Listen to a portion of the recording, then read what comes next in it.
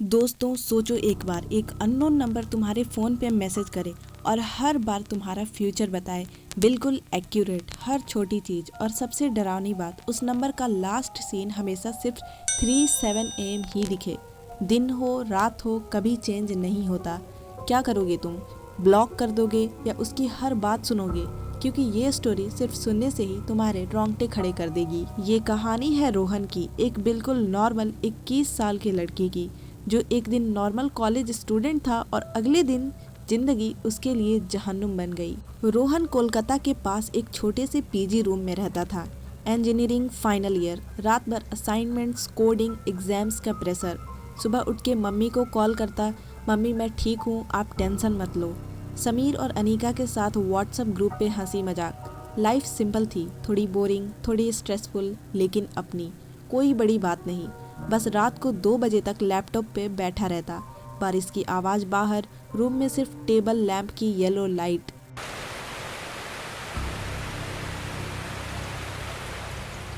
उस रात भी ऐसा ही था। 1:47 AM। पढ़ रहा था, अचानक फ़ोन वाइब्रेट करता है। अननोन नंबर, कोई प्रोफाइल पिक्चर नहीं, सिर्फ काला। मैसेज आता है, रोहन कल सुबह 8:15 बजे तुम्हारा कॉफ़ी नोट्स पे गिर जाएगा, केयरफुल रहना। रोहन हंस पड़ा, ये क्या बकवास है भाई, मेरा नाम कैसे पता इसको? उसने रिप्लाई नहीं किया, इग्नोर कर दिया। सुबह उठा, कॉफ़ी बनाया, नोट्स टेबल पे रखे और एग्जैक्टली 8:15 पे हाथ स्लिप हो गया। कॉफ़ी पूरा नोट्स पे गिर गया। दिल 1 सेकंड के लिए रुक गया।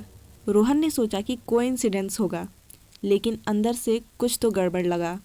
अगले दिन फिर मैसेज आता है, आज कॉलेज जाते वक्त लेफ़्ट रोड मत लेना, ट्रैफिक जाम हो जाएगा, राइट वाला रास्ता लेना। रोहन ने सोचा क्या हरकत है, फिर भी राइट से गया। लेफ़्ट पे सच में बड़ा जैम था। उस दिन उसने पहली बार रिप्लाई किया, कौन हो तुम, क्या चाहते हो? जवाब तुरंत आया, मैं तुम्हें बचा रहा हूँ रोहन, ट्रस्ट करो। अब डर छूने लगा था। फिर तीसरा मैसेज, आज शाम 6 बजे अनीका कॉल करेगी, ब्रेकअप की बात करेगी, आर्गू मत करना वरना रिग्रेट होगा। रोहन का दिल जोर से धड़का। उसने अनीका से दिन भर बात नहीं की थी, लेकिन 6 बजे एग्जैक्टली कॉल आया। अनीका ने कहा, रोहन हम अलग हो जाएं। वो फ्रीज हो गया, हर बात मैच। उस रात उसने अपने दोस्त समीर को कॉल किया, भाई ये नंबर देख, ये मेरा फ्यूचर बता रहा है। समीर हंसा, पागल हो गया क्या? प्रैंक होगा किसी दोस्त का, ब्लॉक कर दे। रोहन ने ब्लॉक कर दिया। अगले सुबह फिर मैसेज आया, सेम नंबर से, ब्लॉकिंग से कुछ नहीं होगा, मैं हमेशा यहीं रहूँगा। अब रोहन को सच में डर लग गया। उसने नंबर ट्रू कॉलर पे चेक किया, कुछ नहीं मिला। फिर मैसेज आया, ट्रू कॉलर पे कुछ नहीं मिलेगा रोहन, पुलिस स्टेशन भी मत जाना। उसने इग्नोर नहीं किया, वो पुलिस के पास गया। उन्होंने नंबर चेक किया और बोले, बेटा ये नंबर डेटाबेस में एग्जिस्ट ही नहीं करता। जब रोहन पुलिस स्टेशन से वापस आ रहा था तो फ़ोन पे मैसेज आया, मैंने कहा था ना उन्हें कुछ नहीं पता। फिर एक दिन और बड़ा ट्विस्ट, मैसेज के साथ एक फ़ोटो आया, रोहन के रूम की फ़ोटो, उसी एंगल से जैसे कोई रूम के अंदर खड़ा होके ले रहा हो, लेकिन रूम में वो अकेला था। कैमरा ऑफ था। उसने पूरा फ़ोन चेक किया, कोई परमिशन नहीं दी थी। दिल जोर से धड़कने लगा। उस रात उसने लाइट्स ऑफ नहीं की। मैसेज था, आज रात 11 बजे लाइट्स ऑफ मत करना, वो आ जाएगा। लेकिन रात के 11:30 बजे लाइट्स फ्लिकर हुई। कॉर्नर में एक शैडो दिखा, बिल्कुल खड़ा। रोहन ने चिल्लाया, लाइट्स ऑन की, कुछ नहीं था, सिर्फ उसकी तेज सांस। अब हर चीज़ बदलने लगी थी। वो कॉलेज जाना बंद कर दिया, रूम में बंद, हर रात फ़ोन चेक करता।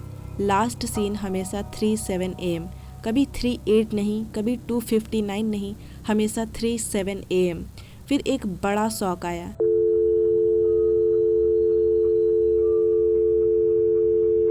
मैसेज आता है, रोहन अब सच सुन, ये लास्ट सीन 3-7 AM इसीलिए है क्योंकि मैं उस टाइम पे मर रहा हूँ। मैं तुम हूँ, फ्यूचर का रोहन। कल रात 3-7 AM को मेरा एक्सीडेंट होगा। मैं टाइम के थ्रू ये मैसेज भेज रहा हूँ ताकि तू बच जाए, ट्रस्ट कर। रोहन का फ़ोन हाथ से गिर गया। ये झूठ है, उसने टाइप किया। तुरंत वॉइस नोट आया, उसी की आवाज़, थोड़ी टूटी हुई, दर्द भरी, रोहन ये मैं हूँ, मुझे बचा ले। अब वो रोने लगा, सच में, क्योंकि वो आवाज़ उसी की थी। कोई नहीं जानता था वो कैसे बोलता है जब डर में होता है। उसके बाद जिंदगी और भी अंधेरी हो गई। वो अकेला था। समीर और अनीका ने दूर कर दिया।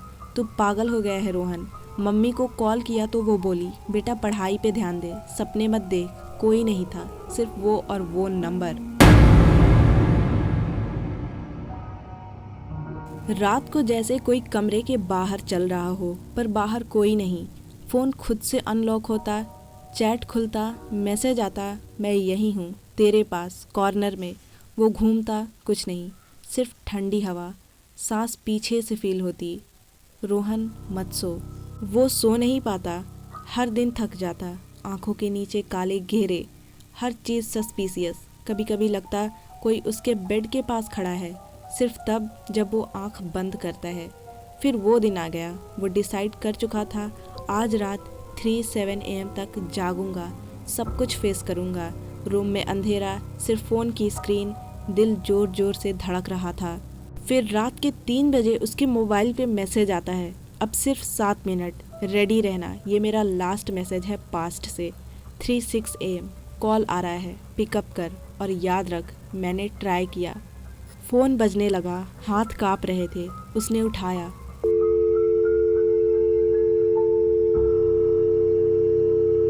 आवाज़ आई, उसी की आवाज़, लेकिन बहुत दर्द में। बैकग्राउंड में हॉर्न, स्क्रीचिंग ब्रेक्स और क्रैश की आवाज़।